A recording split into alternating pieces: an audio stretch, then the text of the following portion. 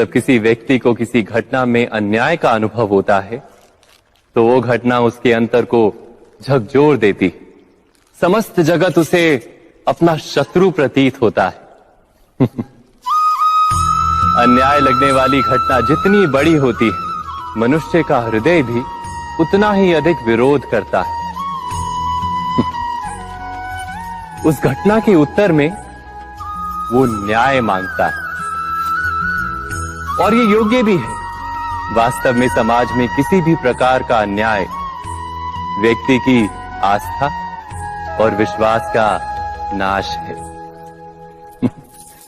किंतु ये न्याय क्या है?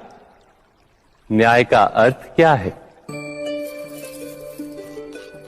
अन्याय करने वाले को अपने कार्य पर पश्चाताप हो और अन्याय भुगतने वाले के मन में फिर से विश्वास जगे समाज के प्रति।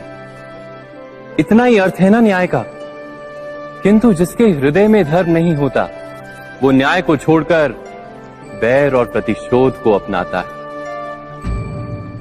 हिंसा के बदले प्रतिहिंसा की भावना लेकर चलता है। स्वयं भोगी हुई पीड़ा से कहीं अधिक पीड़ा देने का प्रयत्न करता है और इस मार्ग पर चलते अन्याय को भुगतने वाला स्वयं अन्याय करने लगता है। शीघ्र ही वो अपराधी बन जाता है। अर्थात न्याय और प्रतिशोध के बीच बहुत कम अंतर होता है और इसी अंतर का नाम है धर्म। क्या ये सत्य नहीं? स्वयं विचार कीजिए। व्यक्ति को जब उसके अपराध का दंड मिलता है तब कभी कभी उस न्याय को देखकर मन कचोटता है। प्रश्न उठता है हृदय में कि जब वो अपराध हुआ था तब व्यक्ति भिन्न था। उसके पश्चात उसने इतने पश्चाताप किए, स्वयं में इतना परिवर्तन किया, फिर उसे दंड क्यों मिले? पर जहां आघात होता है वहां प्रत्याघात भी होता है। जैसा कर्म वैसा फल। यदि किसी को प्रेम दोगे तो सुख प्राप्त होगा, यदि किसी की हत्या करोगे तो मृत्यु दंड मिलेगा। जैसा कार्य वैसा ही न्याय। तो फिर प्रायश्चित और पश्चाताप का कोई मूल्य नहीं है? अवश्य है मूल्य। प्रायश्चित और पश्चाताप मनुष्य की आत्मा को बलवान करता है।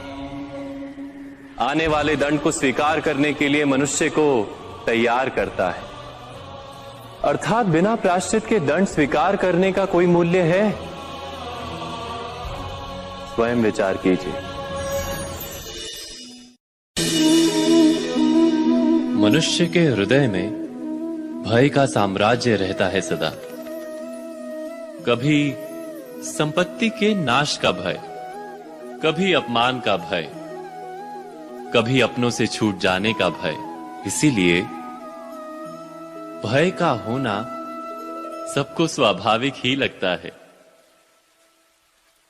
क्या कभी विचार किया है, जो स्थिति अथवा वस्तु भय को जन्म देती है, क्या वहीं से वास्तव में दुख आता है? नहीं, ऐसा तो कोई नियम नहीं। और सबका अनुभव तो ये बताता है कि भय धारण करने से भविष्य के दुख का निवारण नहीं होता। भय केवल आने वाले दुख की कल्पना मात्र ही है। वास्तविकता से इसका कोई संबंध नहीं है। तो क्या ये जानते हुए भी कि भय कुछ और नहीं, केवल कल्पना मात्र ही है, इससे मुक्त होकर निर्भय बन पाना क्या बहुत कठिन है?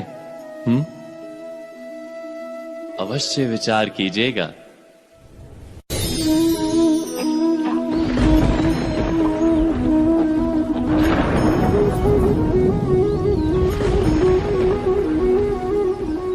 सपनों और पूर्वाभासों के आधार पर हम भविष्य के सुख दुख की कल्पना करते हैं। भविष्य के दुख का कारण दूर करने के लिए हम आज योजना बनाते हैं।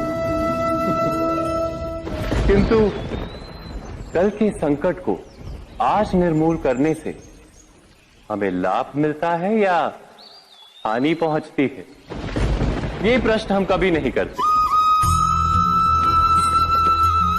सत्य तो ये है कि संकट और उसका निवारण साथ जनते हैं, व्यक्ति के लिए भी और सृष्टि के लिए भी। नहीं, आप अपने भूतकाल का स्मरण कीजिए, इतिहास को देखिए।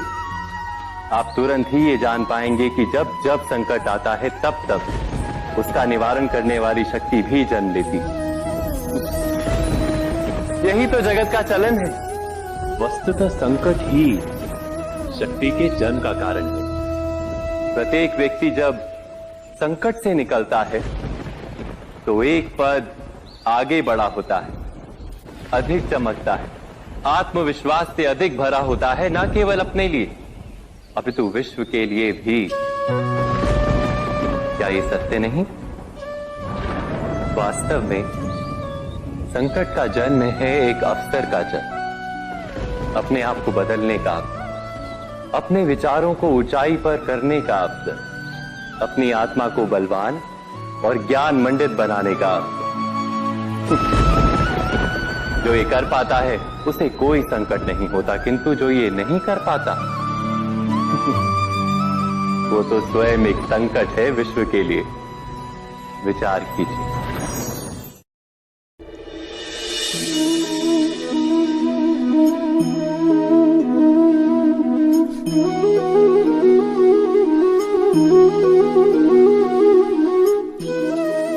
जीवन का हर क्षण निर्णय का क्षण होता है। प्रत्येक पद पर दूसरे पद के विषय में कोई निर्णय करना ही पड़ता है, और निर्णय अपना प्रभाव छोड़ जाता है।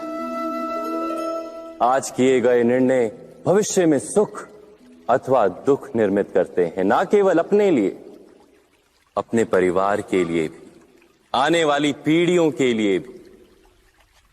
जब कोई दुविधा सामने आती है तो मन व्याकुल हो जाता है, अनिश्चय से भर जाता है।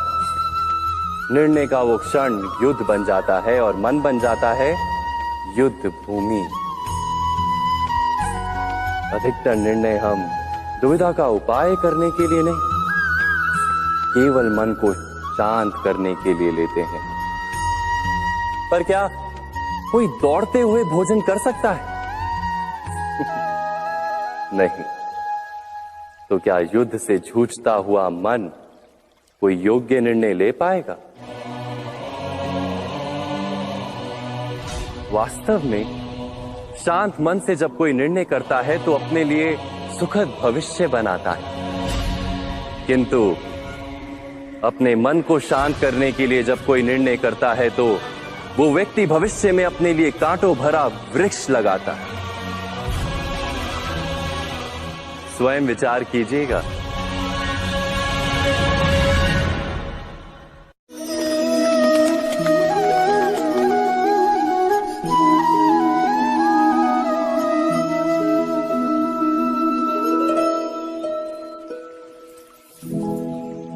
निर्णय के क्षण में हम सदा ही किसी अन्य के सुझाव, सूचना, मंत्रणा या परामर्श को आधार बनाते हैं, और हमारे भविष्य का आधार हमारे आज लिए गए निर्णय के ऊपर होता है। तो क्या हमारा भविष्य किसी अन्य के परामर्श, किसी अन्य के सुझाव का फल है? क्या हमारा संपूर्ण जीवन किसी अन्य की बुद्धि का परिणाम? क्या हमने कभी विचार किया है? सबका अनुभव है कि भिन्न भिन्न लोग एक ही स्थिति में भिन्न भिन्न परामर्श देते हैं। मंदिर में खड़ा भक्त कहता है कि दान करना चाहिए, और चोर कहता है यदि अवसर मिले तो इस मूर्ति के श्रृंगार चुरा। धर्म से भरा हृदय धर्ममय सुझाव देता है, और अधर्म से भरा हृदय अधर्म का परामर्श देता है। धर्म में सुझाव का स्वीकार ही मनुष्य को सुख की ओर ले जाता है, किंतु ऐसे परामर्श का स्वीकार करना तभी संभव होता है जब हृदय में धर्म हो। अर्थात किसी का सुझाव अथवा परामर्श स्वीकार करने से पूर्व स्वयं अपने हृदय में धर्म को स्थापित करना क्या आवश्यक नहीं? स्वयं विचार कीजिए।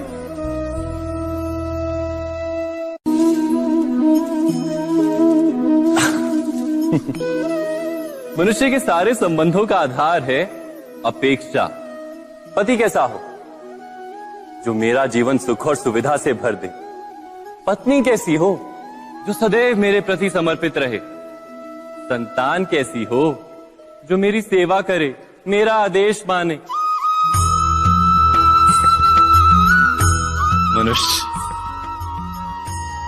मनुष्य उसी को प्रेम भी कर पाता है जो उसकी अपेक्षा पूर्ण करता है। और अपेक्षा की तो नियति है भंग होना। कैसे? क्योंकि अपेक्षा मनुष्य के मस्तिष्क में जन्म लेती है। कोई अन्य व्यक्ति उसकी अपेक्षाओं के बारे में जान ही नहीं पाता। पूर्ण करने की प्रामाणिक इच्छा हो तब भी कोई मनुष्य किसी की अपेक्षाओं को पूर्ण नहीं कर पाता। और वहां से जन्म लेता है संघर्ष। सारे संबंध संघर्ष में परिवर्तित हो जाते।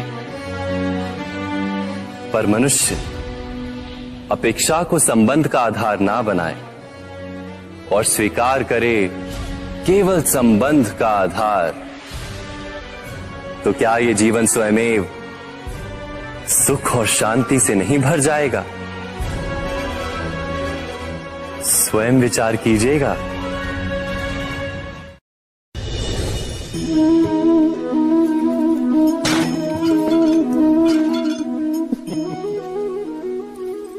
कभी कभी कोई घटना मनुष्य के जीवन की सारी योजनाओं को तोड़ देती और मनुष्य उस आघात को अपने जीवन का केंद्र मान लेता। पर क्या भविष्य मनुष्य की योजनाओं के आधार पर निर्मित होते हैं? नहीं। जिस प्रकार किसी ऊंचे पर्वत पर सर्वप्रथम चढ़ने वाला उस पर्वत की तलाई में बैठकर जो योजना बनाता है, क्या वही योजना उसे उस पर्वत की चोटी तक पहुंचाती है? नहीं। वास्तव में वो जैसे जैसे ऊपर चढ़ता है वैसे वैसे उसे नई नई चुनौतियां, नई नई विडंबनाएं, नए नए अवरोध मिलते हैं। प्रत्येक पद पर वो अपने अगले पद का निर्णय करता है। प्रत्येक पद पर उसे अपनी योजनाओं को बदलना पड़ता है। कहीं पुरानी योजना उसे खाई में ना ढकेल दे। वो पर्वत को अपने योग्य नहीं बना पाता, केवल स्वयं को पर्वत के योग्य बना सकता है। क्या जीवन के साथ भी ऐसा ही नहीं? जब मनुष्य जीवन में किसी एक चुनौती को, एक अवरोध को अपने जीवन का केंद्र मान लेता है, अपने जीवन की गति को ही रोक देता है, तो वो अपने जीवन में सफल नहीं बन पाता और ना ही सुख और शांति प्राप्त कर पाता। अर्थात जीवन को अपने योग्य बनाने के बदले स्वयं अपने को जीवन के योग्य बनाना ही सफलता और सुख का एकमात्र मार्ग नहीं? स्वयं विचार कीजिए।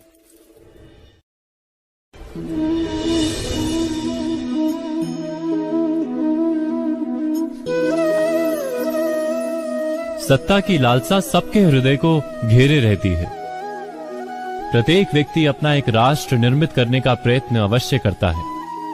फिर वो राष्ट्र कुरु राष्ट्र की भांति बहुत बड़ा हो या फिर अपने परिवार तक सीमित हो, वो सत्ता प्राप्त करने का प्रयास अवश्य करता है। किंतु सत्ता का वास्तविक रूप क्या है? क्या हमने कभी विचार किया है? एक मनुष्य जितने अधिक लोगों के जीवन को प्रभावित कर सके, जितने अधिक लोगों के जीवन की स्वतंत्रता पर अंकुश रख सके, उतनी ही अधिक सत्ता का अनुभव करता है वो। सत्ता का वास्तविक रूप ही है अन्य के जीवन पर स्वयं का प्रभाव। किंतु क्या वास्तविक प्रभाव प्रेम, दया, करुणा और धर्म से निर्मित नहीं होता? जब भी मनुष्य कठोरता और अधर्म से सत्ता प्राप्त करने का प्रयत्न करता है, तब वो दूसरों के हृदय में विरोध अथवा विद्रोह को जन्म देता है। और परिणाम कुछ इस प्रकार। हाँ, कुछ समय के लिए वो स्वयं को प्रभावी और शक्तिशाली अवश्य पाता है, किंतु वो वास्तविक सत्ता नहीं। यही कारण है कि भृगु और वशिष्ठ जैसे ऋषियों की आज भी पूजा की जाती है, रावण और हिरण्यकशिपु की नहीं। इस पर तो आप विचार अवश्य करें। सत्य कहा ना।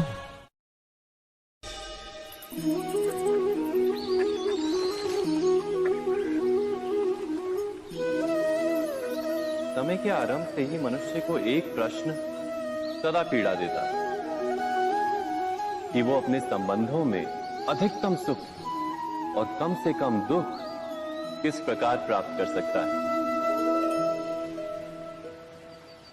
क्या आपके सारे संबंधों ने आपको संपूर्ण संतोष दिया है? विचार कीजिए। हमारा जीवन संबंधों पर आधारित है, हमारी सुरक्षा संबंधों पर आधारित है। इसी कारण हमारे जीवन के सारे सुखों का आधार भी संबंध है। किंतु फिर भी हमें संबंधों में ही अधिकतर दुख क्यों प्राप्त होते हैं? सदा ही संघर्ष भी संबंधों से ही उत्पन्न क्यों हो जाते हैं? कभी विचार किया है? जब कोई व्यक्ति किसी अन्य व्यक्ति के विचार अथवा कार्य को स्वीकार नहीं करता, उसमें परिवर्तन करने का प्रयत्न करता है, तो संघर्ष जन्म लेता है। अर्थात जितना अधिक अस्वीकार उतना ही अधिक संघर्ष, और जितना अधिक स्वीकार उतना ही अधिक सुख। क्या ये वास्तविकता नहीं? यदि मनुष्य स्वयं अपनी अपेक्षाओं पर अंकुश रखे, अपने विचारों को परखे, किसी अन्य व्यक्ति में परिवर्तन करने का प्रयत्न ना कर स्वयं अपने भीतर परिवर्तन करने का प्रयास करे, तो क्या संबंधों में संतोष प्राप्त करना इतना कठिन? अर्थात क्या स्वीकार ही संबंध का वास्तविक अर्थ नहीं? स्वयं विचार कीजिए। दो व्यक्ति जब निकट आते हैं तो एक दूसरे के लिए सीमाएं और मर्यादाएं निर्मित करने का प्रयत्न अवश्य करते हैं। हम यदि सारे संबंधों पर विचार करें तो देखेंगे कि इन सारे संबंधों का आधार यही सीमाएं हैं जो हम दूसरों के लिए निर्मित करते हैं। और यदि अनजाने में भी कोई अन्य व्यक्ति इन सीमाओं को तोड़ता है तो उसी क्षण हमारा हृदय क्रोध से भर जाता है। इन सीमाओं का वास्तविक रूप क्या है? क्या हमने कभी विचार किया? सीमाओं के द्वारा हम दूसरे व्यक्ति को निर्णय करने की अनुमति नहीं देते, अपना निर्णय उस व्यक्ति पर थोपते हैं, अर्थात किसी की स्वतंत्रता का अस्वीकार करते हैं हम। और जब स्वतंत्रता का अस्वीकार किया जाता है तो उसका हृदय दुख से भर जाता है, और जब वो सीमाओं को तोड़ता है तो हमारा हृदय क्रोध से भर जाता है। क्या ऐसा नहीं होता?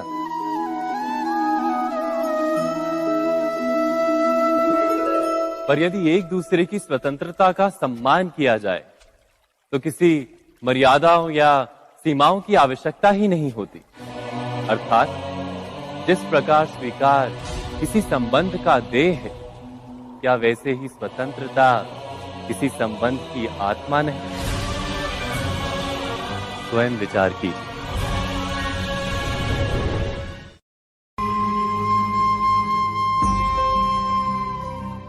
प्रत्येक मनुष्य के जीवन में ऐसा क्षण अवश्य आता है जब सारे स्वप्न, सारी आशाएं, सारे दृश्य ध्वस्त हो जाते हैं। जीवन के सारे आयोजन ही बिखर जाते हैं। एक और धर्म होता है और दूसरी ओर सुख। इसी को धर्म संकट कहते हैं। जब धर्म का वहन ही संकट हो और धर्म का त्याग ही सुख हो। विचार कीजिए, कभी किसी स्वजन के विरुद्ध सत्य बोलने का अवसर प्राप्त हो जाता है, कभी ठीक दरिद्रता के समय सरलता से चोरी करने का मार्ग प्राप्त हो जाता है, कभी किसी शक्तिशाली राजनेता या राजा के कर्मचारी का अधर्म प्रकट हो जाता है। सबके जीवन में ऐसी घटना बनती ही रहती है। अधिकतर लोग ऐसे किसी क्षण को धर्म संकट के रूप में जान ही नहीं पाते। हमें किसी प्रकार के संघर्ष का अनुभव ही नहीं होता। सहजता से सुख की ओर खींचे चले जाते हैं, जैसे मक्खी गुड़ की ओर खींची चली जाती। वास्तव में धर्म संकट का क्षण ईश्वर के निकट जाने का क्षण होता है। यदि हम संघर्षों से भयभीत ना हो, सुख की ओर आकर्षित ना हो, अपने धर्म पर दृढ़ रहे, तो ईश्वर का साक्षात्कार दूर नहीं।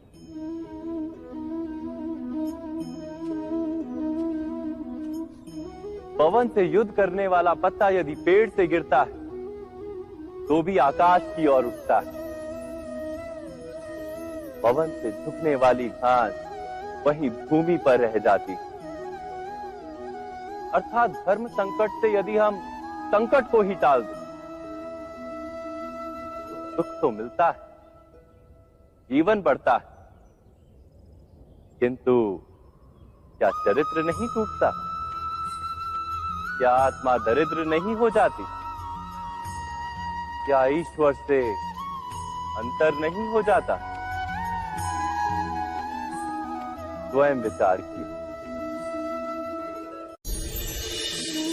जब भी किसी की आशा और इच्छा भंग होती है तो उसका हृदय क्रोध से भर जाता है। जिस व्यक्ति को वो अपना अपराधी समझता है उसे दंड देने का प्रयत्न करता है। पर क्या हमारी इच्छा या आशा का भंग होना क्या सदा ही किसी का अपराध होता है? इच्छाओं के अपूर्ण रहने के तो कई कारण हो सकते हैं। कुछ तो संजोग के कारण अधूरी रह जाती हैं और कुछ नियति के कारण। और कभी कभी इच्छाओं का स्वरूप ही ऐसा होता है कि वो पूर्ण नहीं हो पाती। बिना परिस्थिति पर विचार किए किसी को अपराधी मान लेना न्याय नहीं, प्रतिशोध है। न्याय का आधार तो दया है, करुणा है, और प्रतिशोध का आधार क्रोध, अहंकार। अर्थात हृदय में करुणा धारण किए बिना किसी के अपराध के विषय में विचार करना, किसी को दंड देना क्या अपने आप में ही अन्याय नहीं? स्वयं विचार कीजिए।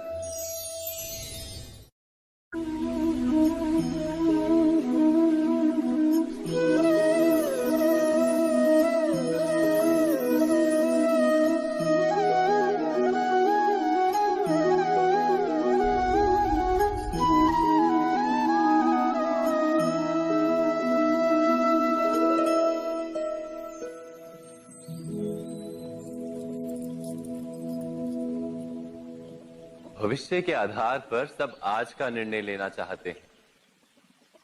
भविष्य में सुख मिले, भविष्य सुरक्षित हो, ऐसे निर्णय आज लेने का प्रयत्न रहता है सबका। आप अपने जीवन को देखिए।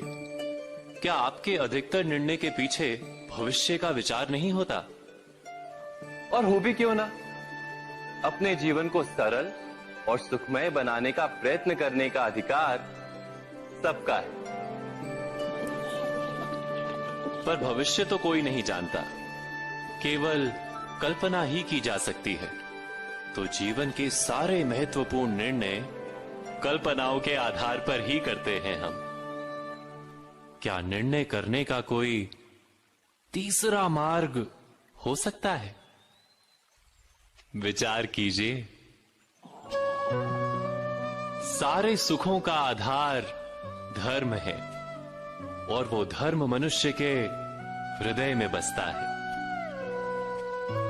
तो प्रत्येक निर्णय से पूर्व स्वयं अपने हृदय से ये प्रश्न अवश्य पूछ लेना कि ये निर्णय स्वार्थ से जन्मा है या धर्म से।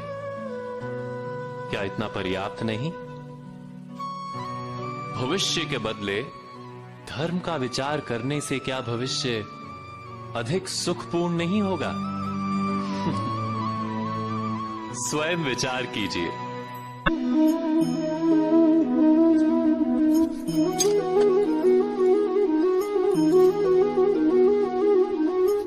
भविष्य का दूसरा नाम है संघर्ष। हृदय में आज इच्छा होती है और यदि पूर्ण नहीं हो पाती तो हृदय भविष्य की योजना बनाता है। भविष्य में इच्छा पूर्ण होगी ऐसी कल्पना करता रहता है, किंतु जीवन ना तो भविष्य में है ना अतीत में। जीवन तो इस क्षण का नाम है, अर्थात इस क्षण का अनुभव ही जीवन का अनुभव। पर हम ये जानते हुए भी इतना सा सत्य समझ नहीं पाते। या तो हम बीते हुए समय के स्मरणों को घेर कर बैठे रहते, या फिर आने वाले समय के लिए हम योजनाएं बनाते रहते हैं और जीवन जीवन बीत जाता है। एक सत्य यदि हम हृदय में उतार लें कि ना हम भविष्य देख सकते हैं, ना ही भविष्य निर्मित कर सकते हैं, हम तो केवल धैर्य और साहस के साथ भविष्य को आलिंगन दे सकते हैं, स्वागत कर सकते हैं भविष्य का। तो क्या जीवन का हर पल जीवन से नहीं भर जाएगा? स्वयं विचार कीजिए।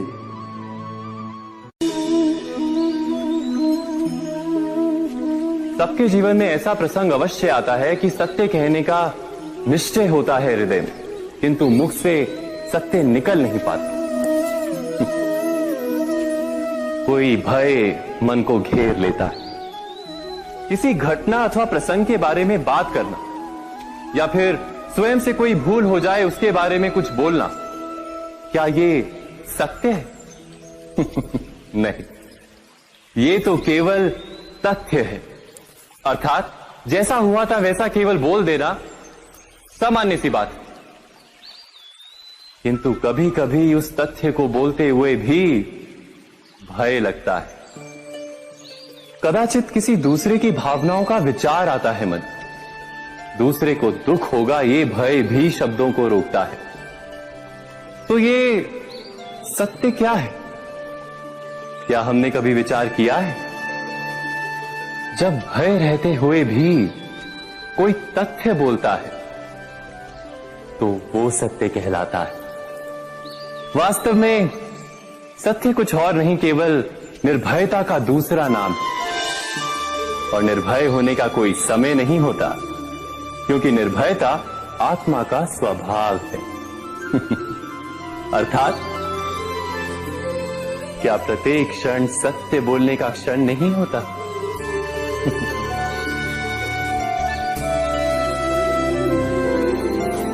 स्वयं विचार कीजिए।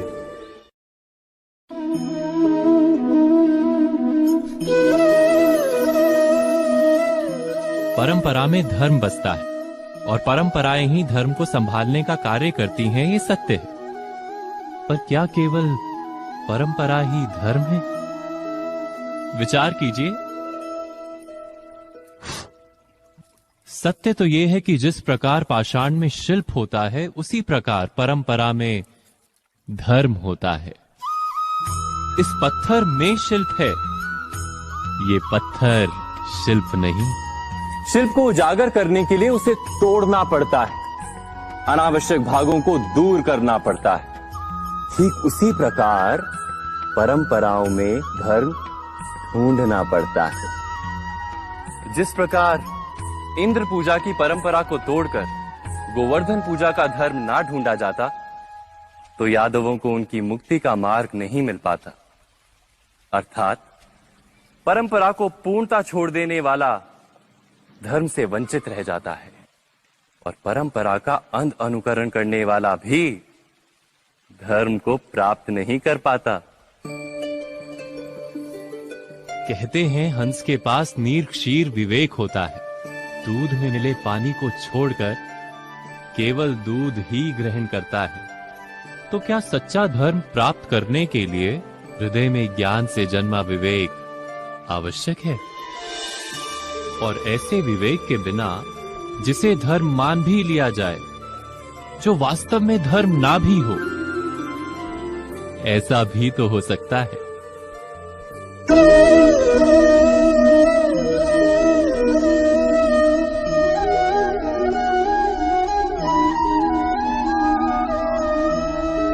महाभारत का ये युद्ध, महाभारत की ये कथा अनेक सत्यों को प्रस्थापित करती है। महानतम सत्य ये कि अलगपन और भिन्नता ही अधर्म का मूल है और एकात्मता ही धर्म का आधार है। कैसे? स्वयं विचार कीजिए।